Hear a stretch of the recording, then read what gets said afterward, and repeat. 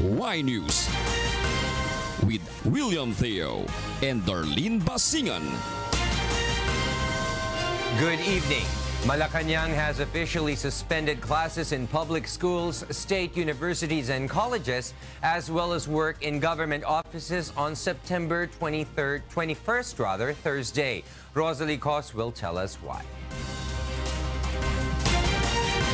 Malacañang has officially announced the suspension of classes in public schools, state universities and colleges, and work in government agencies because of the National Day of Protest on Thursday, September 21.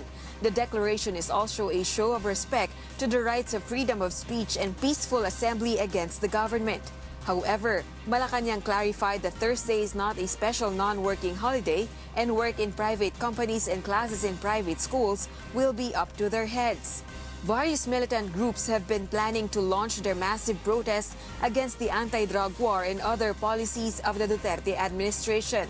The acting executive secretary will issue a memorandum circular suspending work in government offices, both national and local, as well as classes in all public schools, state colleges, and universities.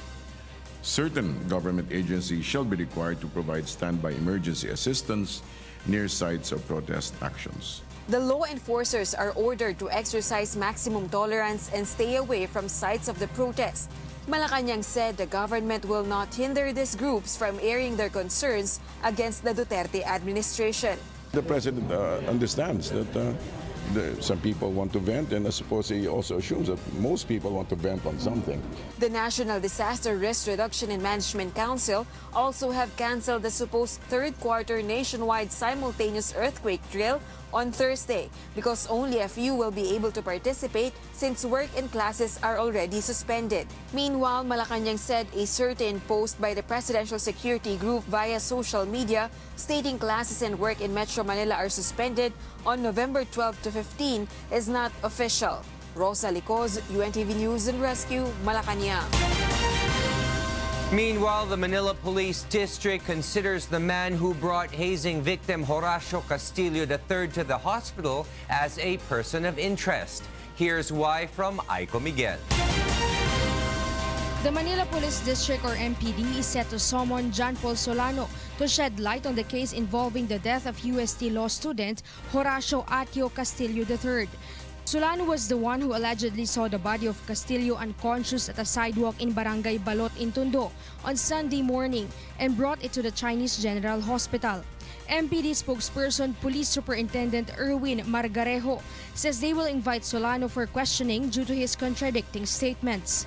Yung sworn statement na binigay ni John Paul Solano ay dinidispute na nung barangay officials. So meaning, John Paul Solano can now be considered a person of interest. We can file appropriate perjury charge against John Paul Solano. Based on Solano's statement, he saw the victim at around 8 in the morning while on his way to the San Lazaro Hospital where he works. He said he even asked for a motorist's help in bringing the victim to the nearest hospital. However, based on the certification sent by the Barangay 133, their CCTV showed no remains at the said sidewalk at 8 in the morning of Sunday. Yung certification na yon na nakuha natin ay under oath. It is verified by the barangay officials and all other officials nung nakakasakop na area na wala pong bangkay na idinap doon. The MPD is now coordinating with the management of Uber, as according to the parents of Castillo, an Uber driver brought the things of their son to their house.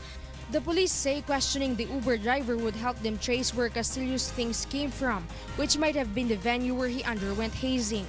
The MPD will also validate the information it received that Solano is also a UST law student and a part-time medical technologist at the San Lazaro Hospital. Solano, however, is not yet responding to the calls of MPD. The Department of Justice or DOJ has already ordered the National Bureau of Investigation to conduct a probe into the death of the law student. Well, yun lang kahapon, Actually, gabi na when I made department order na inatasan ko ang NBI na mag-investiga, magkaroon ng parallel investigation and case build up dito sa perpetrators, dito sa victim ng hazing nito ng Aegis Fraternity ng UST. Aiko Miguel, UNTV News and Rescue, Manila. The family of UST law student Horacio Castillo III appeals to the public to provide them leads which could help fast-track the investigation on his death. Tulungan nila kami dahil pare-pareho naman silang taga-UST para malaman ko kung sinong pumatay sa anak ko. I want justice for my son. Ang bait ng anak ko. He never gave me a problem. Lagi siyang nagsasabi kung nasan siya. Lagi niyang nagsasabi na, lagi niya siyang good night sa akin. Mabait siya. He doesn't deserve this world. Masyado siyang mabait. His remains lie in state at Santuario de San Antonio in Makati City, where family, friends, and schoolmates can visit. No representative from the University of Santo Tomas has visited the wake until tonight. And the National Capital Region Police Office will relieve from service all Caloocan policemen who will fail the PNP's retraining. Mon Hokson will tell us why. The National Capital Region Police Office will soon begin its retraining of more than 1,000 Caloocan policemen. NCRPO Chief Oscar Albayalde says this is part of their action to discipline the policemen. But Albayalde assures those who will fail will be removed from position. Kung hindi nila mapasa yun, then ma-charge sila administratively din. Kasi pwedeng ganun or kung hindi sila pumasok, kung mag-evade sila dun sa training. Pero kung training lang kasi na ganun, wala namang hindi pumapasa din Not unless na hindi talaga sila pumasok. The training will no longer focus on skills training because Albayalde believes it is discipline that needs to be reinstilled among the cops. It's the attitude. Kaya kahit na nag-train siya, they need to be refreshed. Magka-refresher, reorientation, ethics formation, values formation, kasama lahat yun. Albayalde clarified that not all relieved policemen are erring cops. He adds that majority of the cops are still considered good. However, they need to relieve the entire Caloocan police team as they form a single unit that needs cooperation. When you work with the PNP, you are within an organization. Ganun ang ibig sabihin yan. Kaya whether sinabi mo wala kang kinalalaman, wala kang kasama ka, it's because you are in an organization, hindi individual. After the training, the relieved policemen will be reassigned to different places while the NCRPO will fill up vacant posts with cops from other units. They will undergo background checks before they will be assigned to Caloocan Police Station. Mon Hokson, UNTV News and Rescue, Camp Crame. Philippine National Police Chief Ronald Bato de la Rosa once replaced the sacked Caloocan policeman with cops from Region 11. Victor Cosare tells us why. Philippine National Police Chief Director General Ronald Bato de la Rosa has asked a list from the PNP Region 11 of cops it can assign to Caloocan City. De la Rosa says he wants them to replace the rogue cops he sacked in what the PNP tagged as the best city police station in Metro Manila last August 18. It can be noted that in the same week after receiving the award, Caloocan policemen reportedly killed 17-year-old Kian de los Santos. The PNP chief is confident of the ability of the cops in Davao City to improve the image of the Caloocan police that was recently tarnished due to a series of controversies. Believe you me, I really need you. Dahil nakita ko talaga what is the difference between police ng Davao at police ng Luzon o Metro Manila o particularly Caloocan. Hindi ko naman sila nila lahat. Pero kukunti lang yan, kukunti lang naman yung mga gago na police doon. Pero nadadamay, kawawa yung matitino. In case none responds to his request, De La Rosa says he will be forced to just choose among the 1,000 Davao policemen. Pero siguruhin natin na matino na police. Ikapabiay mo na natin. Mahirap na, baka mamaya yung mga ninja cops na andito ngayon sa Basilan, Marawi. Ang purpose naman natin is para maayos yung imahe ng Caloocan City Police Station. Ayusin natin. The PNP chief says he will also talk to the officials of the local government of Caloocan to provide incentives to the cops who might be assigned in the city, like free housing and grocery items for their families. Victor Cosare, UNTV News and Rescue, Philippines. The Philippine Drug Enforcement Agency, or PDEA, claims to have discovered a new modus operandi. The drug syndicates are due to deliver illegal drugs. Rajel Adora tells us why. After a year of surveillance, the operatives of the Philippine Drug Enforcement Agency, or PDEA, arrested a certain Jovet Ateliano at a condominium in Mandaluyong City for selling illegal drugs.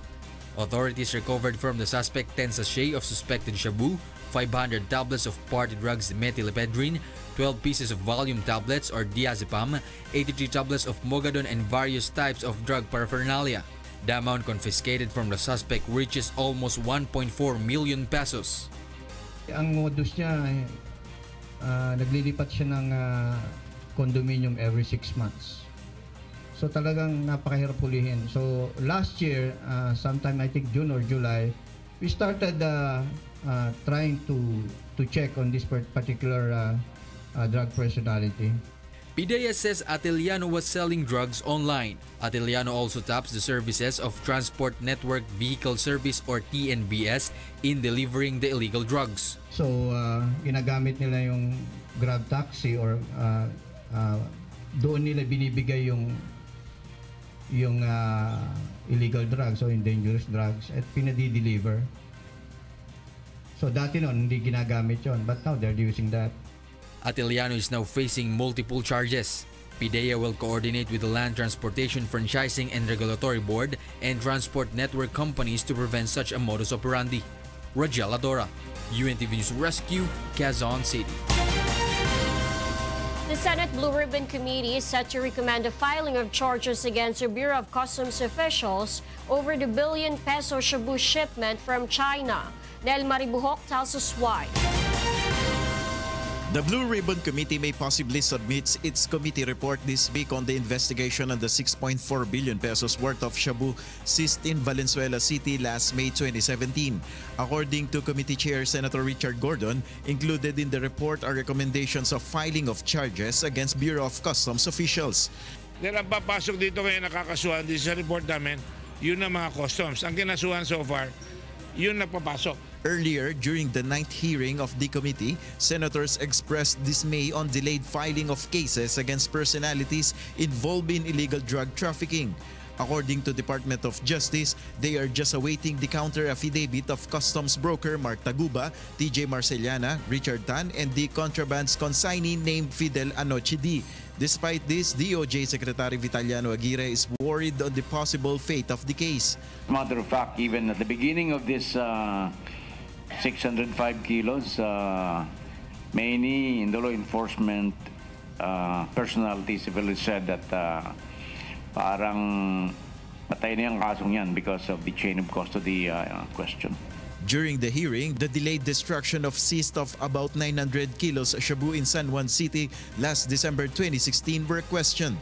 According to the DOJ chief, he already personally complained to Supreme Court Chief Justice Maria Lourdes Sereno on the court judge who apparently delayed the release of order of destruction.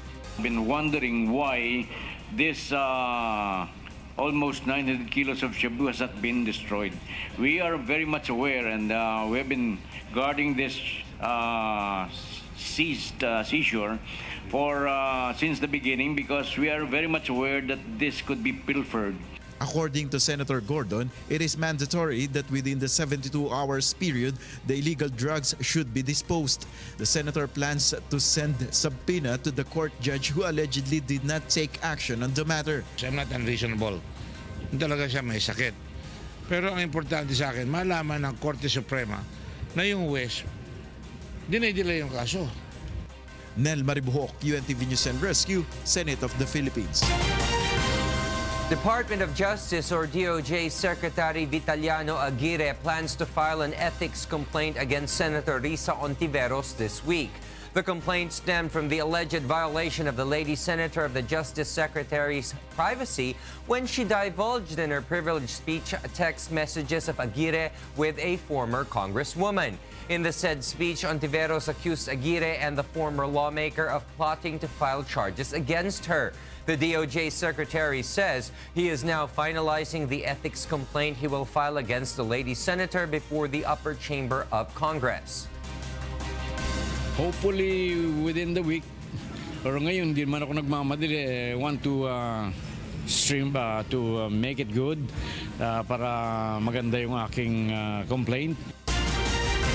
In other news, the Metropolitan Manila Development Authority or MMDA says that Congressman Rodolfo Fariñas' request to give lawmakers immunity from traffic violations should be consulted first with the Metro Manila Council.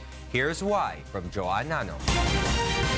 Metropolitan Manila Development Authority Chief Danilo Lim believes traffic laws should be enforced fairly to everyone. However, MMDA says they provide exemptions to some motorists like persons with disability and doctors due to emergency situations. But as to the proposal of House Majority Floor Leader Rodolfo Fariñas, the MMDA says it needs a thorough study. Pag-aaralang mabuti, we will be sensitive to the reaction ng publiko. Dadaan ito sa tamang proseso, dadaan sa legal, dadaan sa Metro Manila Council. And then, walang mababiolate na batas. Dapat yung pagdidisiplina natin, dapat hindi nawawala. Congressman Fariñas has recently suggested that lawmakers should be exempted from minor traffic violations, which later drew flack from netizens. Fariñas argued exempting lawmakers from traffic violations would help them experiencing inconvenience in attending congressional sessions. However, some lawmakers are not in favor of the proposal. Albay 1st District Representative EDSA Lagman says many of the Solons are not the ones driving their vehicles. Representatives have their own drivers, and any immunity does not extend to the drivers and to the security backup of some of them. Navotas Representative Toby Chanco believes that everyone should be treated equally. Chanco notes such is also the reason why he seeks to prohibit lawmakers' use of number 8 in their license plates. Meanwhile, Malacañang hopes that lawmakers will follow the policy of the Duterte administration of no special treatment to government personnel, especially in terms of the enforcement of laws. The President himself continues to observe a modest lifestyle and he seeks no special treatment, whether inside or outside the palace. We hope our colleagues in Congress, especially our allies, can bring themselves to do the same. Joanne Nano, UNTV News and Rescue, Makati City. The Land Transportation Franchising and Regulatory Board has set the hearing on the fare hike petition on the 27th of September. Leslie Longboan tells us why. 5 transport groups joined forces in seeking a 2 peso hike in minimum jeepney fare. In a petition they filed before the Land Transportation Franchising and Regulatory Board or LTFRB, Pasang Mazda, FEJODAP, ACTO, LTOP, and AutoDAP argue the amount jeepney drivers earn with the 8 peso minimum fare is not enough to sustain their daily needs. Kaya lumalabas, 50% ang nawala. Gawa nga po ng traffic. Ganun gawa rin ng pagtaas ng presyo ng langis. Gawa rin ng mga kolorong. Gawa rin ng potong. Yan yung mga tinatawag na expenses na hindi nagawa ng gobyerno. Kaya napilitan kami ngayon na mag-file ng petition ng per-increase. The transport groups believe the commuters will understand the request for a fare hike. For Angelito Conte, the fare increase is reasonable for jeepney drivers like him. Siguro mas maganda kung madadagdagan. Kasi nga ngayon napakataas nga rin ng diesel. So ang biyahe rin namin dito hindi pare-pareho. May maganda, mayroon din pangit. Angelito earns an average of 400 pesos a day.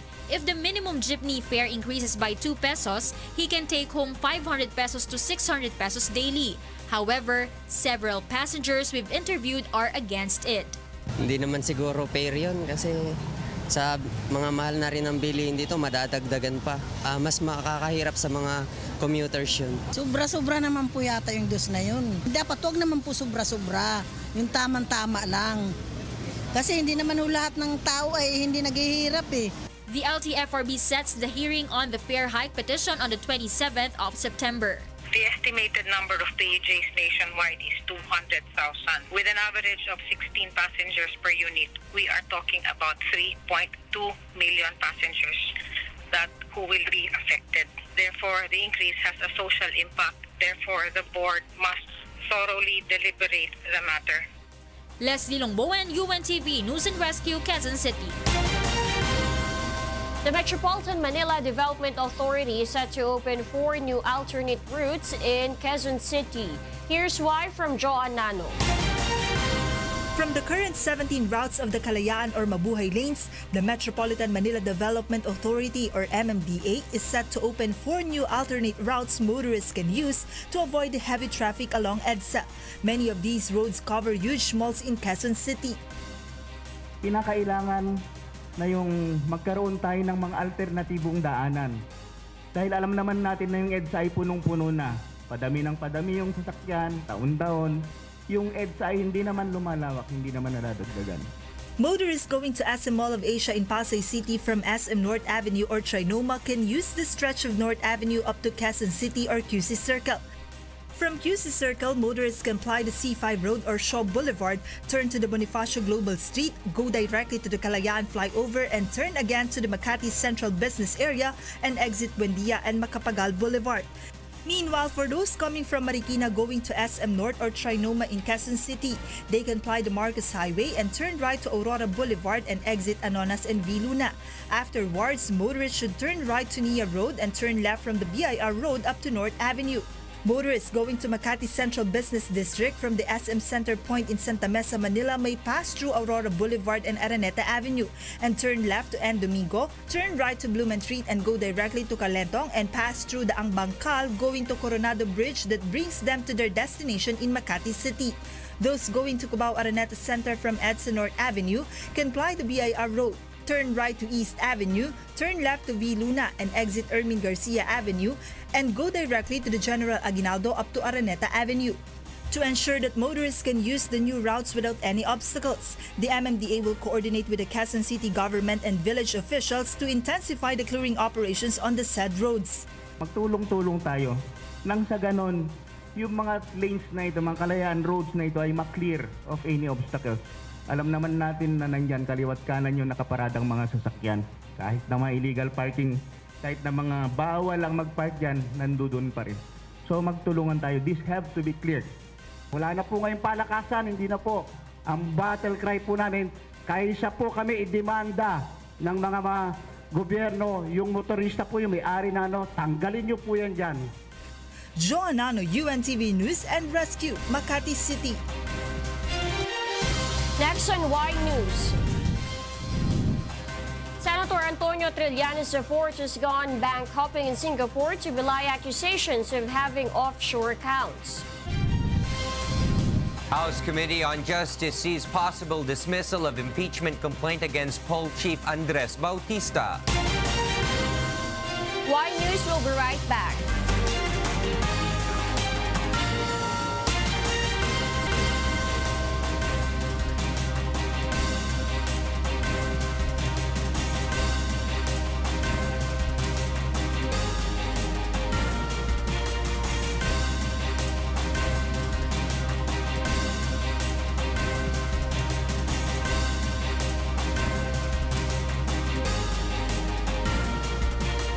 The Office of the Ombudsman is set to file a motion for reconsideration after the Sandigan Bayan allowed a petition for bail of former Senator Jinggoy Estrada. Ray Pelayo tells us why.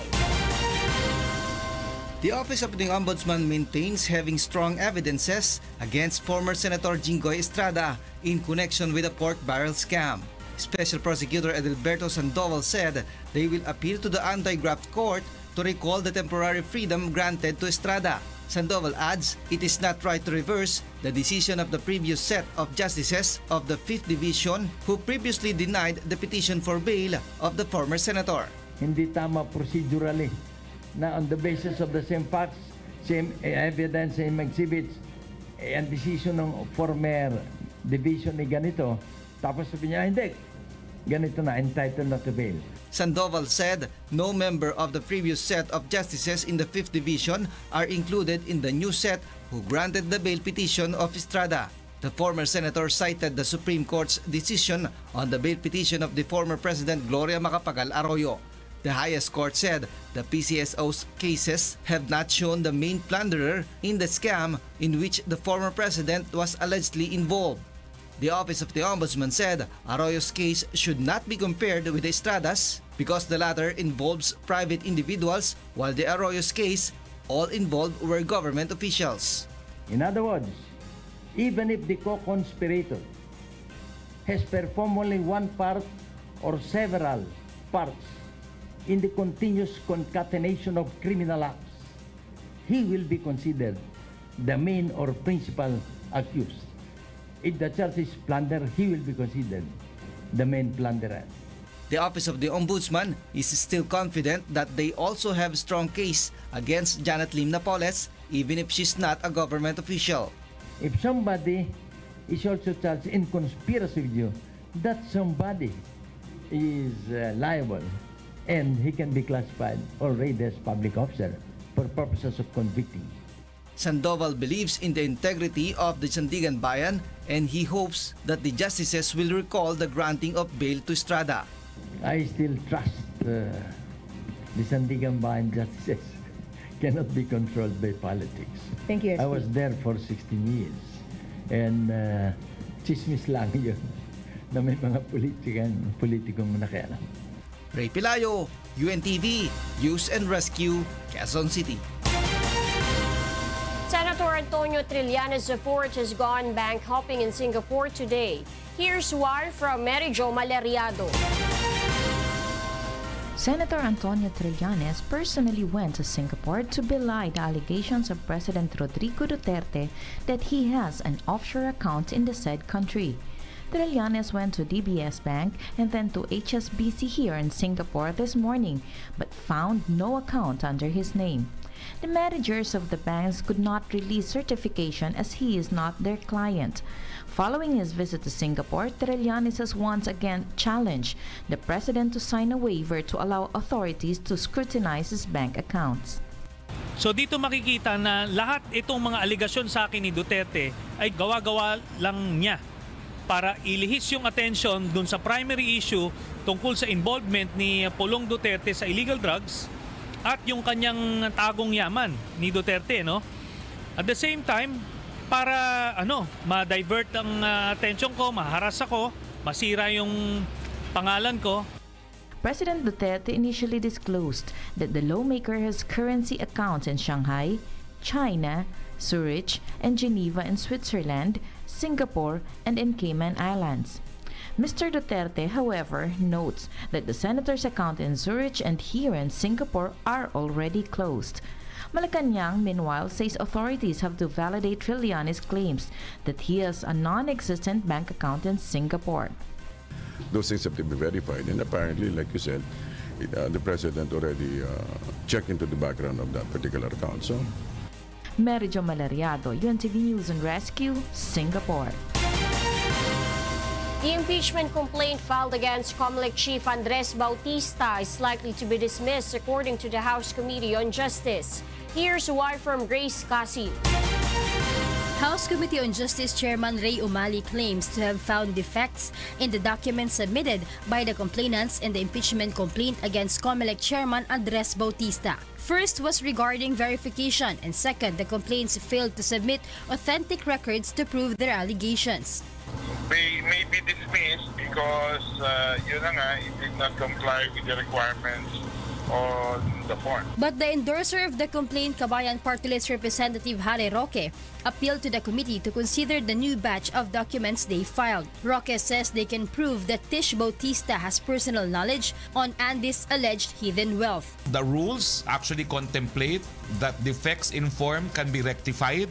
Kaya nga po ang sabi, pwedeng ibalik sa complainant. By coming here and bringing these documents and affirming my affidavit, I'm doing my job and my duty to this country. But Congressman Umali insists it's the main complainant who should have personal knowledge and not any other witness. Kasi personal knowledge dapat nandun ka, nakita mo, narinig mo, na you're a witness to it, pero hindi naman sila. And yun ang sinasabi, dapat pinag-file nila. Kung gusto ng personal knowledge, dapat yung asawa nag-file. Definitely, she would have personal knowledge of whatever. Pero hindi naman sila eh. Tomorrow, the House Committee on Justice will hear the impeachment complaint against Bautista. Umali said he lets the members of the committee to decide if they will accept the new documents filed to replace the defective ones. Grace Casin, UNTV News and Rescue, House of Representatives. Meanwhile, some worry over the possible release from prison of the more than 100 suspects in the 2013 Zamboanga siege after 4 years of detention. Rajel Adora tells us why. Zamboanga City government is waiting for the decision of the Department of Justice or DOJ on the plea bargaining proposal of the individuals accused in the 2013 Zamboanga siege. Under the said plea, the suspects ask authorities to downgrade to sedition the rebellion charges filed against them. Attorney Jesus Carbon, the city legal officer of Zamboanga, says Judge Maria Rowena San Pedro of the Pasig City Regional Trial Court has initially approved the request of the accused. The city has already filed a motion for reconsideration which asked the DOJ to not approve the plea of the suspects. We inquired why everything is so silent now, there is no movement. What's happening? We found out that there is yet no comment on our motion for reconsideration because, as you can remember, Judge San Pedro approved the plea bargaining agreement from rebellion to sedition. Attorney Carbon notes the suspects might be released from prison once the DOJ accepts their plea. Sedition has a punishment of 2 to 4 years of imprisonment only, while rebellion has a penalty of reclusion perpetua or lifetime imprisonment. The city government plans to appeal the DOJ's decision to a higher court if the need arises. The instruction of the city mayor and the city council is to take this up to a higher court if our motion for consideration is denied. Meanwhile, the primary suspect in the blood siege, Moro National Liberation Front or MNLF, founding chair Nur Miswari remains at large. Then Miswari, we don't know what is going on with respect to the Miswari case. Despite this, the Zamboanga city officials stand firm that they will not withdraw the case or allow the approval of the plea bargaining proposal by the camp of the MNLF. Rajel Adora, UNTV News and Rescue, Philippines. Delegates discussed in the recent ministerial meeting of the Association of Southeast Asian Nation or ASEAN the ways on how to address crimes in the countries in Southeast Asia. Mon Hokson tells us why. Transnational crimes are criminal acts that expands from one country to another. One of the highlights in today's meeting is the second special ASEAN ministerial meeting on the rise of radicalization and violent extremism. Violent extremism is an ideology with an aim to harm people for political, religious, or economic gain. An example of a group with a violent extremist ideology is the Maute Terror Maute Group in Marawi City. We are fully aware that some cross-border issues induce threats to our constituents. The looming rise of radicalization prompts an immediate need to collaborate with our neighboring nations to counteract this threat. ASEAN ministers shared their countries' experiences, views, and approach to address the issue on violent extremism. The Philippines has been active in advancing ways on how to fight transnational crime. Transnational crimes include terrorism, illegal drugs, human trafficking, arms smuggling, money laundering, and cybercrime, among others. Aside from ASEAN member countries, also participating in the ministers' meeting are officials from China, Japan, and South Korea. Mon Hokson, UNTV News and Rescue, Pasay City. And in other news, Bayan Muna files a petition for review on certiorari to the Supreme Court, asking the High Court to order telecommunication companies to lower SMS rates. The group's petition also urges the Supreme Court to order a refund on the 7 billion pesos excess in collection on text messaging from 2012 to 2014. The petition stemmed from the order of the National Telecommunications Commission in 2011 of lowering the SMS rate from 1 peso to 80 centavos. Telcos appealed to the case in court, in which in June 2006 the Court of Appeals upheld. Bayan Muna urged the SC to revise the said CA's decision and order the telcos to pay fines for not complying with the NTC's order.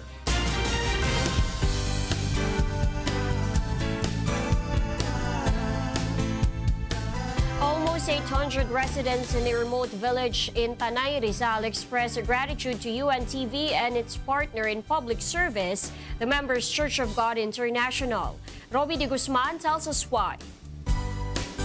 One has to travel for 3 hours going to the village of Laiban in mountainous community of Tanay on board a jeepney or motorcycle from the town of Taytay in Rizal.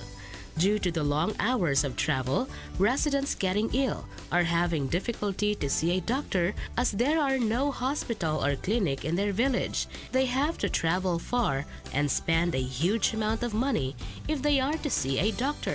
This prompted UNTV and the Members Church of God International or MCGI to conduct a free medical mission and other services in the far-flung village. Nagpa-medical po ako, tapos ngayon po nagpabunot po ako ng event. Salamat po sa Diyos dahil nagkaroon po kami ng pagkakataon na makalibre. Maraming salamat po dahil hindi ko na po kailangang magbayad para magpagawin po. The residents are also grateful to the Bangko Sentral ng Pilipinas or BSP's distribution of free school supplies to students of the Laiban National High School. The BSP donated school supplies after seeing a newscast on UNTV last June 8 about the struggles of students of the village going to school. Kaya nila napili ito as their beneficiary. Gawa po sa pamagitan po ng UNTV. Kaunting bagay ito pero napakalaking napakahalaga sa mga bata. More than 700 residents were able to benefit from the various medical and dental services as well as legal consultation provided by UNTV and the MCGI. Ako po ay nagpapasalamat kay Brother Eddie at kay Brother Daniel na kung saan binigyan po nila ng pagkakataon na marating ang Barangay Laiban at mapagsilbihan na ito ay magkaroon ng malawakang medical mission na ngayon lang din po nangyari.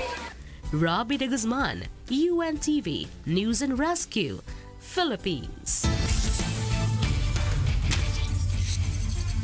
Despite being a rookie team, the DA Food Masters proved they're one of the teams to watch out in UNTV Cup Season 6. Bernard Daddies will tell us why. Yes! Two former professional basketball players led one of UNTV Cup's new teams to win in their debut game this season. Big Saldi Realubit is the head coach of the Department of Agriculture Food Masters, while Jimuel Tora Torion is a reinforcement player. Torion made 26 points, 3 rebounds, and 1 steal, while teammates Sherwin Silva, a FIFAR Sports Development Officer, and Admin Assistant 1 Christian De Matera made 25 points each to contribute to their side's win over the PDEA Drug Busters 104-100.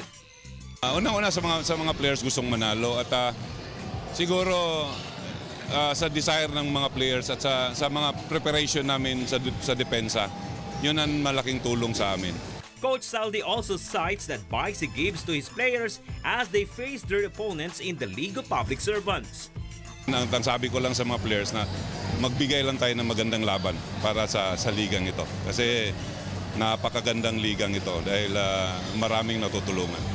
The Food Masters are now gearing up for an upcoming match against the DOJ Justice Boosters on September 27 at the Pasig City Sports Center. Bernard Daddies, UNTV News and Rescue, Philippines. Those are the reasons behind the news. September 19, 2017. I am William Theo. Reasons we delivered to you as they unfold. I'm Darlene Basingan. Because we need to know, we will always ask why. Thank you for watching Why News.